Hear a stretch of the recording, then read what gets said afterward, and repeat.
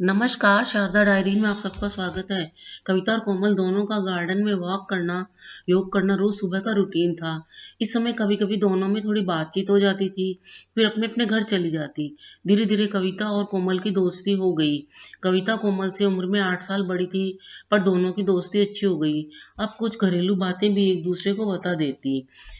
एक दो दिन तक कोमल जब गार्डन में नहीं आई, फिर जब आई तो मिलने पर कविता ने पूछा, अरे कोमल, क्या बात है, 2 दिन तक तुम गार्डन नहीं आई? अभी भी कुछ उदास लग रही हो, क्या बात है, कोई प्रॉब्लम है क्या? इस पर कोमल बोली, अरे नहीं कविता, प्रॉब्लम तो क्या है, बस हर समय व्यस्तता लगी रहती है। कभी कभी तो लगता है मैं तो सबकी सेविका बनकर रह गई हूँ। मेरी अपनी दिनचर्या, अपनी स्वतंत्रता तो कुछ नहीं है। बस कभी बच्चों का, कभी पति का, फिर सास ससुर का। मुझे तो लगता है मेरे 2 नहीं 4 बच्चे हैं। सास ससुर भी बच्चे से कम थोड़े ही हैं। उनके लिए भी ये करो वो करो, बस यही करते करते दिन कब निकल जाता है पता ही नहीं पड़ता। अब तुम ही बताओ क्या करूं? कभी कभी तो लगता है अब हमें अपने पति के साथ और बच्चों के साथ अकेले रहने ही अच्छा रहेगा। कम से कम मुझे थोड़ी स्वतंत्रता तो मिलेगी। मैं अपनी मर्जी से आ जा सकूंगी। सास तो बस सब्जी साफ कर देती है, कपड़े तय कर देती है, बस कभी कभी चाय बना देती है। ससुर जी बच्चों को पढ़ा देते हैं, कभी कभी घूमने ले जाते हैं। बाई झाड़ू पोछा बर्तन करके चली जाती है। उसके बाद का सारा काम मेरे ही हिस्से आता है। मैं तो परेशान हो गई हूँ। अभी तुम ही बताओ मैं क्या करूँ?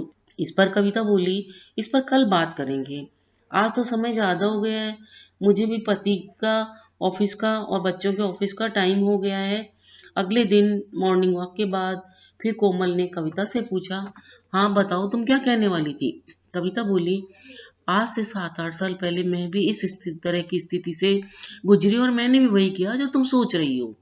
मैंने अपने पति राकेश को मुझे बहुत समझाने के बाद भी अलग रहने के लिए मना लिया।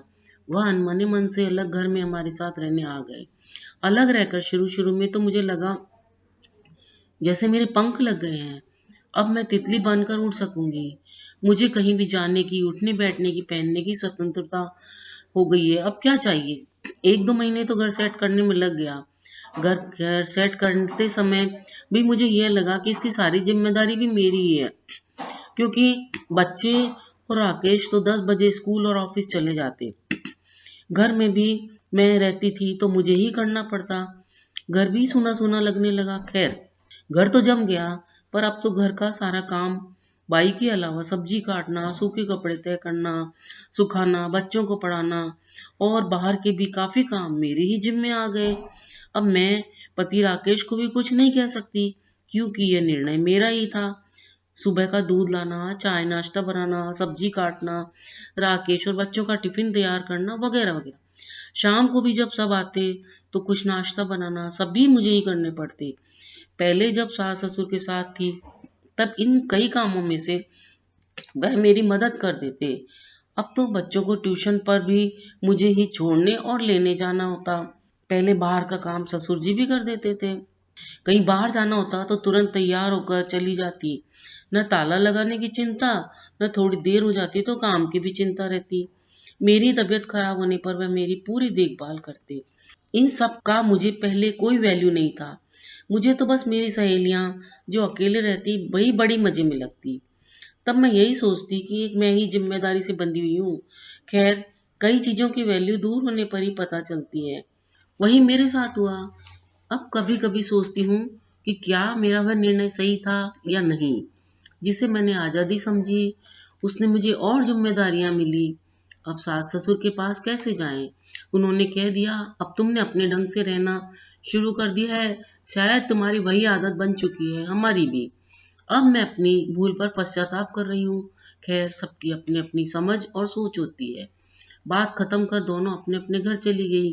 घर आकर कोमल ने अपने सास ससुर और पति को गर्मा गर्म चाय बनाकर पिलाई और मन ही मन कविता को धन्यवाद कहा, जिसने उसे एक बड़ी भूल करने से बचा लिया। अब सास ससुर के प्रति उसका व्यवहार भी पहले से अच्छा हो गया। उसे समझ आ गया कि जिसे वह बंदिश समझ रही थी, उन्हीं से वह स्वतंत्र और सुरक्षित है। कोमल का स्वभाव भी पहले से खुश मिजाज हो गया और अपने परिवार को भी अब वह पहले से अधिक प्रसन्न रखने लगी। अगर आपको मेरी कहानी अच्छी लगी हो तो कृपया वीडियो को लाइक शेयर सब्सक्राइब करना ना भूलें। वीडियो देखने के लिए धन्यवाद।